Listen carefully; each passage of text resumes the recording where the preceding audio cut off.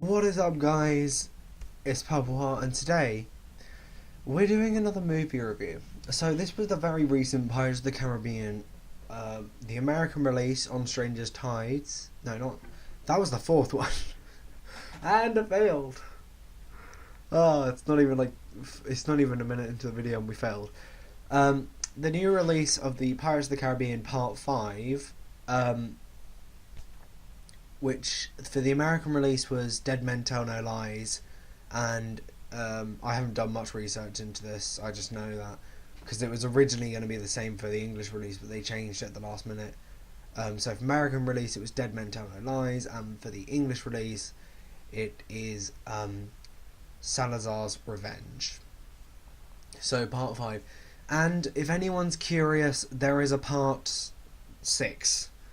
Disney have Disney did say after Stranger's Tides they were doing a number 6, whilst they were doing number 5 and 6 back to back. The many people involved, I don't know if he was an executive producer, the actual director, I can't remember who he is, said that yes, there is going to be a number 6.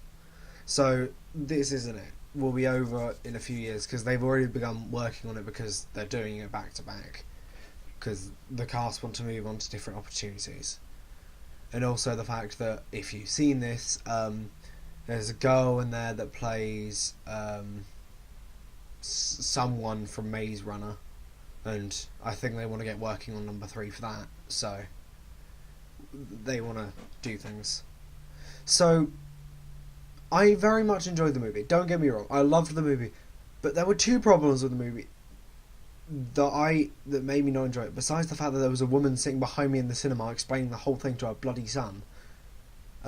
So from henceforth, there will be spoilers. If you haven't seen it, go and watch it. It's brilliant. For example, so spoilers from now on. If you don't want to get spoilers, don't watch. But for example, I had the most annoying woman sitting behind me in the cinema. It's like, she was explaining it to her younger son, and this was like the 8 o'clock show. So by the time they would have got home, he would have needed to be in bed because like he was like 8 years old or something. I didn't really look much at him or his mother. I was usually focusing on the movie. But it was like every now and again, like the big reveal that Hector is the mother to not the mother, Hector. And we're failing again. We're not even 3 minutes in. Hector is the father to, I think her name is Karina or something like that. Can I just say Karina? It sounds a lot like Serena, so I think we'll be seeing a return of them. Serena and Philip from the 4th film. But let's actually get onwards. So yeah, this woman behind me, and she was like, "Oh, she's Hector's daughter." I was like, "Thank you, Captain Obvious." I mean, I was trying to enjoy the film, but don't you worry all that. So yeah, this was made with PowerPoint because I'm a lazy fuck and I can't bother to edit it. So, the first plot hole is Jack's infamous compass. Well, I can't really say infamous, it's very famous. The whole franchise kind of centres around it. Each movie someone wants it, and each movie someone tries to steal it. Like, the first one was like the introduction to the compass, so that was what made the compass important. It pointed to where you want it. The second one, the East India Trading Company want it, and the same with the third one, because the East India Trading Company still want it. Oh wait, no, not yet. We'll get on to that in a bit, what you just saw. And then the fourth movie, it becomes crucial for them finding the Fountain of Youth, and Jack gives it to Gibbs, so he can steal back the Black Pearl in the bottle. And then number 5, it's like the whole plot point of the movie. Seriously, if you didn't click away now and you don't want spoilers, go now. And come back when you watch the movie. Shit. But for now, shh. So, the compass. One of the biggest plot points in the movie. So, in the scene with young Jack Sparrow, we see his old captain give it to him. Which explains how he got it. Except Disney forgot that they've already gone over this. Let's look at this scene from Pirates of the Caribbean Dead Man's Chest, or the second movie. I shall read you the script, and I might do voices from Feeling Kind when I get to Gibbs and Tia Dharma. But for now, I'll just do Jack Sparrow. I brought payment. Jack whistles once, and a crew member crew member brings a monkey into the cage. Look! Jack cocks his pistol and shoots the monkey. The bullet has no effect and the monkey charges in the cage. An undead monkey. Top that. Tia lifts the cage door. The monkey scarpers off. No, you have no idea how long it took us to catch that. I'm going to do a terrible Jamaican accent, okay? The payment is fair. Oh my god, that sounds like one of my English teachers from the school. She's such a bitch. The payment is fair. We're looking for this, and what it goes to. The compass you bartered from me, it cannot lead you to this. Maybe, why? Jack Sparrow does not know what he wants. Or do know. But are loath to claim it as your own. Your key go to a chest and lay inside chest you seek, don't it? What is inside? That was the world's worst Jamaican accent. Sorry if I've insulted people. But there's one thing in that whole little scene that I've copied and pasted from an online script I found. The one line, the compass you bartered from me, it cannot lead you to this. In this scene, it was given to him. But Tia Dharma says it was bartered from her. Now, I've seen a lot of theories surrounding this, but the movie never makes sense to try and, complain, because they just seem to present it as two different things. The compass was bartered from her, and Jack got it off his dead captain. So, it just seems to me like Disney didn't really think that one through. Which kind of annoyed me. As soon as I saw that bit, I kind of lost focus with a bit of the film. Because I watched, I'd done a movie marathon the day before of the Pirates of the Caribbean, so I was up to date. And it's so I remembered this line.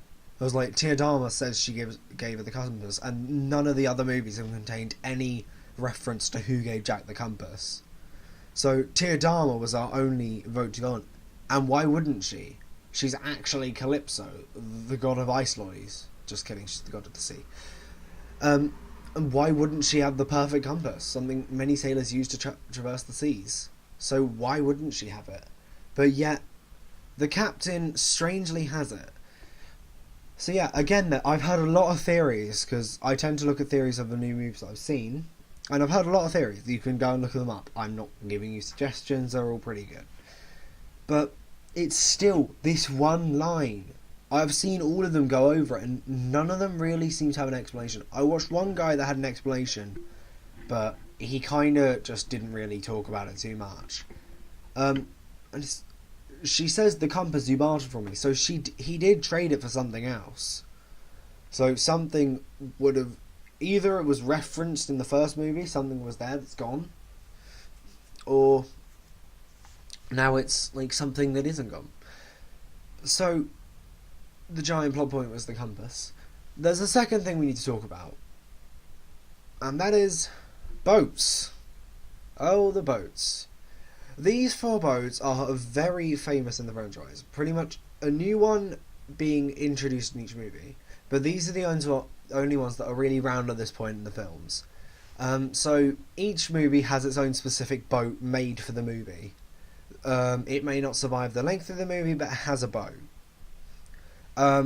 So, for example, the Curse of the Black Pearl, you needed one. And also had, I think it was called the Interceptor, or the Endeavour. It was either 1 or 3 that lost the Interceptor and the Endeavour, or whatever it was. Number 2, the second movie, Dead Man's Chest, was the Flying Dutchman. Number 3 was Sao Fang's boat, and the Endeavour or whatever it was, which was blown up at the end of the movie. Number 4, the Queen Anne's Revenge, which is actually the bottom. So Black Pearl, top right, Queen Anne's Revenge, bottom right, and I can't remember this. Flying Dutchman, top left. I can't remember my name exactly. And then I looked at this, which was really bad. Because this is set around in Georgian times, because you see King George IV in the 4th movie, so it does actually link up. Because Queen Anne's Revenge comes from the English Queen Anne Gloria, so Queen Anne Gloria, which I think would have come 3 kings before, so it would have been Anne Gloria, George 1, George 2, George 3, George 4. And George 4th is the one we see, I think. Well, he's presented as the fat man, and George 4th was known for being fat. Like, they each have a thing, because, like, George 1 was really depressed, George 2 was really bad, like, everyone hated him, George 3 was mad, and George 4 was fat. So, I'd assume it was number 4, and I think they saved George 4th. And then the little bottom left one was also introduced in the 5th movie, being the dying gull. And I think I was around, but I can't remember it. But for the point of sake, I think they completely abandoned it, and I think it was destroyed by the Silent Mary. That was the weird boat that can like lift up, which is kind of like Disney's excuse to bring back the Kraken. Because I thought that was awesome. I thought that was really nice. So at this point, I'm pretty sure that boat was destroyed. If not, it was completely abandoned. So the Dying Gull is out of the picture. So there's these 3 boats. What the fuck is going on? Okay. So there's these 3 boats at this point in the movie. Each of them having their own captains. So the Black Pearl technically should be Jack, but in the movie, at the point where they get it, it's Hector Barbossa. The Queen Anne's Revenge, Hector Barbossa. And the Flying Dutchman is under the ruling of Will Turner. There are a lot more boats that are around, but these are the main 3 we're going to be focusing on. I'm going to reference another group of boats in a minute, but for now we're just going to focus on these 3. So these 3 boats are around. You'd think that William Turner, being quite the compassionate man that we saw through movies 1, 2, 3, would do something when his son is on a boat being chased by the dead, and it's literally William Turner's job to move the dead to Davy Jones's locker. Well, now William Turner's locker. Surely he would be somewhere nearby. However, we don't see him for literally the entirety of the movie. The only times we see him are at the beginning, is when he like comes up and he's like, "Oh hey son, I'm gonna leave you for about 20 years. Just kidding, it's 9. And then sinks back down and leaves his son. And then appears at the end when all is happy. But it's like, he would have been nearby. The literal job of Davy Jones is to transport the dead to the underworld or to Davy Jones' locker. That was his job. And if they stop doing it, they become all scaly and tentacly.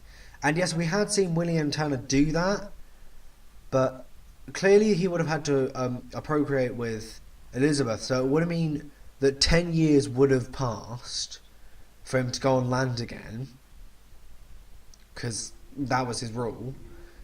So it's been about, I'd say the kid was about, if he's about 18, 19 at the as Henry Turner was throughout the majority of the movie, he'd have been like 9 or 10 at the beginning, meaning about, so I'd assume about 9, because in like 1 more year he'd probably go visit Elizabeth again and see his child again, but he probably didn't want to. He's probably just spent the day like restocking on shit. It's like, so it would have been some serious time. He would have been able to visit Elizabeth again, but clearly didn't. So he started to turn on Barnacle because he kind of dropped his job, but he still clearly is doing it, because he wasn't as bad as Davy Jones. Because, like, of course we don't know how long Davy Jones is doing it, but clearly Davy Jones would have been doing it long enough to know that who Tiadana was, so her age didn't affect her. He's clearly presented as old, but must have had quarrels with Jack. So I'd guess around 20 years he's been doing it, which is a long time. So the fact that Will's done about 19 years at the average point where we see him in the beginning of the movie, with a little bit of Barnacle on him, and comparing him to what I'd think Davy Jones was doing about 20 years, maybe 30, he's nowhere near as bad as Davy Jones. So he clearly must still be doing his job of transporting the dead to the underworld. So why isn't he near during the duration of the movie? Surely that would be his job, because that's what he's meant to do. So that's what really frustrated me, because they include the boat and they don't fucking use it. So the Dutchman pissed me off. Let's move on to the next boat. Queen Anne's Revenge. Throughout the majority of the fourth movie, we see Blackbeard and his magical wavy sword, which, if you have it in Lego, is fucking expensive. I got a bunch of Lego and I can't fucking find the sword. Yeah, I'm gonna throw it fucking, because the fucking sword is rare as hell. You have to buy in like one set, and that's like, you have to buy the full boat. And yes, the two boats on my shelves over there, you can tell by my amazing fan of Pirates of the Caribbean.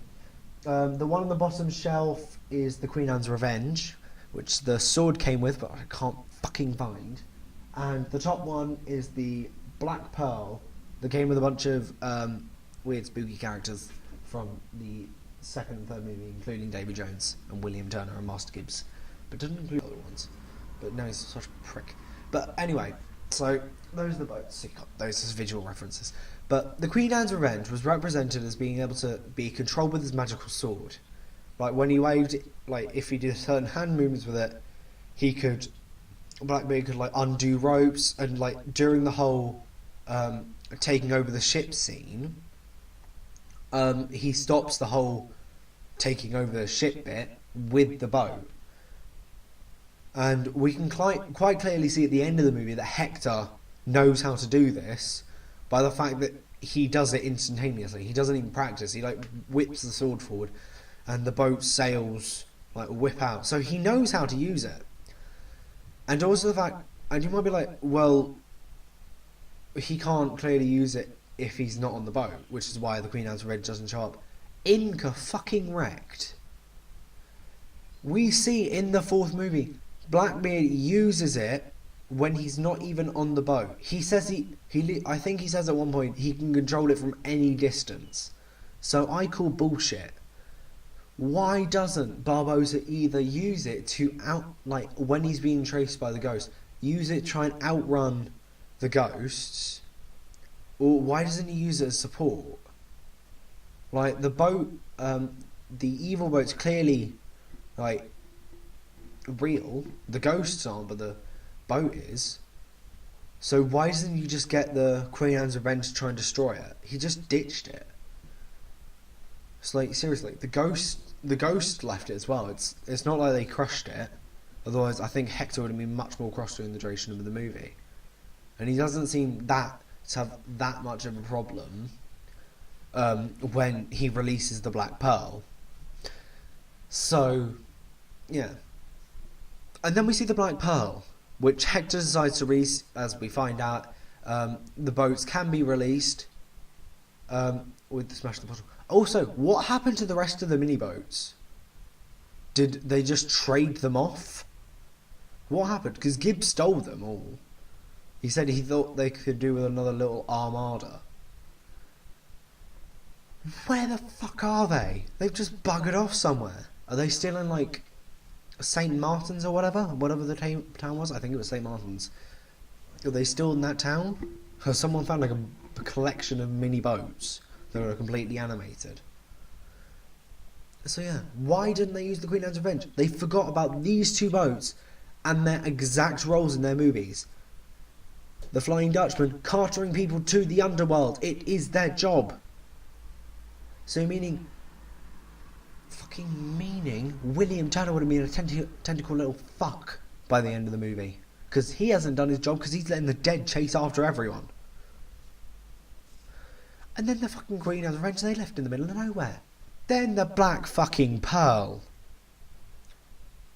Okay, so the Black Pearl is designed to be the fastest boat on the Earth ever since they destroyed the Interceptor. I think it was the Interceptor. They call it that because it's meant to be fast. So the Black Pearl is the fastest boat at this point that we've seen. And Hector clearly states that. I think the quote was, I only know one boat that's fast enough.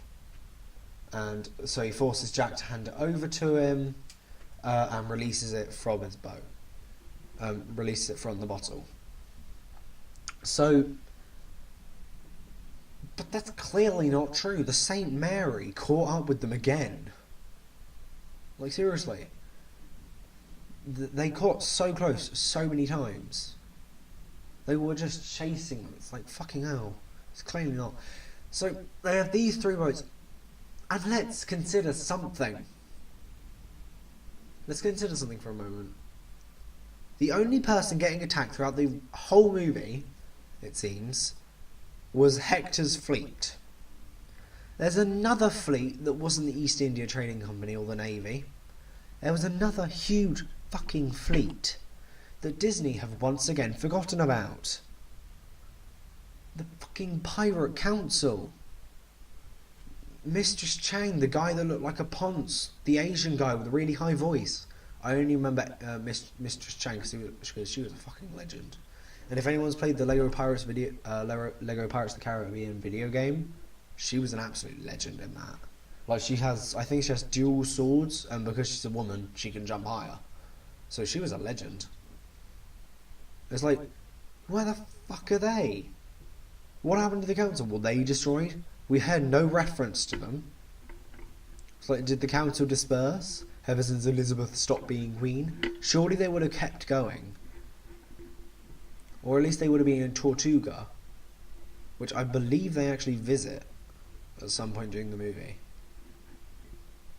I don't remember.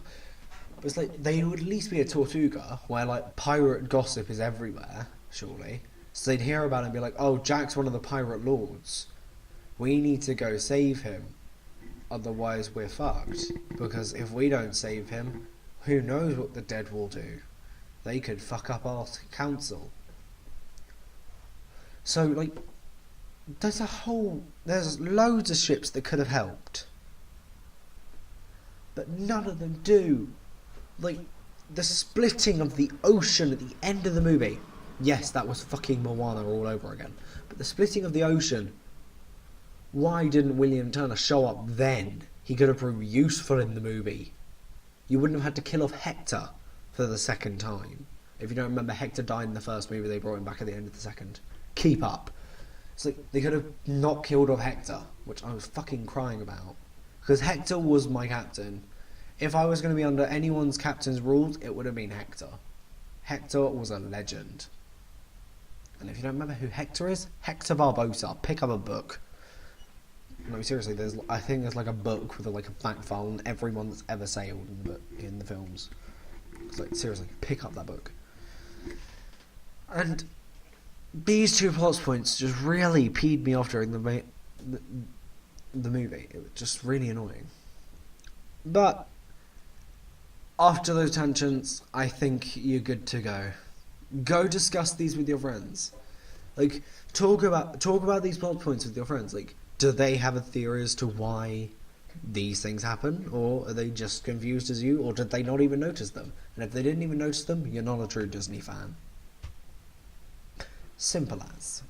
So, thanks for watching, guys. This is me and Pablo Hart. I would like to give a huge shout out to Disney, because this was a fantastic movie. I know I've just ranted on about how there were 2 major plot points that really pissed me off for about 22 minutes. But overall, I really enjoyed the movie. I mean, I enjoyed every little bit of it. The jokes they pulled were funny. And we'd been missing the Pirates of the Caribbean for a few years. And in those first 10 minutes with Jack Sparrow, we picked up what we'd forgotten. It's like, we've remembered everything that we'd forgotten. We were just like, oh yeah, this just seems like what would be happening right now. And it just picked it up. So, it may have seemed like I just shit all over Disney's movie, but it was a fantastic movie. So, I'll see you next episode, whatever it may be. It will probably be a Pokemon Uranium. I need to record some of that. As of episode 36 of Pokemon Uranium, I'm out of recordings. This will probably come out, because I try and release them in order of what I actually recorded them in. The only thing I haven't released recently in the order that it was recorded in was Chitty Chitty Bang Bang, and that's because that was recorded ages ago and I completely forgot about it. I think it was recorded like the last week of May, so it was recorded about 2 weeks ago now, not about a week ago. But anyway, yeah, it was a lovely movie. I'm gonna do some more Pokemon Uranium, and I'll do one more movie review. It's gonna be a little bit different of a movie review because at this point I will have done 3. I will have done a childhood classic for me. Oh, that's just my computer being stupid. So I would have done a childhood classic for me, which would be Chitty Chitty Bang Bang. A film that scared me as a child, being Hocus Pocus. Now I've done a new film which I loved. In a few weeks I'll do, not tonight, I'm going to do one more movie tonight, but in a couple of days maybe, I'll do a movie that came out recently that I liked but I didn't like at the same time. I have one in mind. And then I shall do, this one will fit into 2 categories: comparison and a Disney princess. Yes, I have my favourite Disney princess movie, and this one is my favourite Disney princess movie. So, thank you so much for watching, guys. This has been Purple Heart. If you want to show me your hearts, leave me a like, comment, or even a subscription. Bye bye.